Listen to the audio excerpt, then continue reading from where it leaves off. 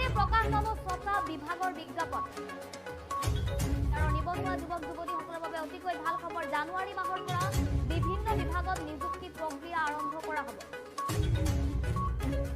খালী হৈ থকা কেইবাটাও পদত নিযুক্তি দিব চৰকাৰে। 6টাকৈ বিভাগত কেইবাটাও পদ খালী হৈ আছে। অতি শীঘ্ৰে 6টা ডিপাৰ্টমেণ্টৰ এডভাৰটাইজ হৈ যাব আৰু বাকীখিনি ডিপাৰ্টমেণ্টৰো অহা মেক্সিমাম জানুৱাৰীৰ ভিতৰত গোটেই মাজে বহুতখিনি নিযুক্তি আছে। নিযুক্তি আমি যিবিলাক আগৰ চৰকাৰে নিয়ম নীতিৰ মাজেৰে যিবিলাক এপইণ্টমেণ্ট দিছিলে সেই কেইজনমান মানুহ আছে, সেইটো আমি ৰেগুলাৰ কৰিম। কিন্তু নিয়ম নীতিৰ মাজেৰে যিখিনি দিয়া নাই সেইটো আমি ৰেগুলাৰ কৰিব নোৱাৰিম। আৰু যিখিনি ভেকেণ্ট পষ্ট আমাৰ আছে অতি শীঘ্ৰে 6টা ডিপাৰ্টমেণ্টৰ এডভাৰটাইজ হৈ যাব আৰু বাকীখিনি ডিপাৰ্টমেণ্টৰো অহা মেক্সিমাম জানুৱাৰীৰ ভিতৰত গোটেই এডভাৰটাইজ হৈ যাব।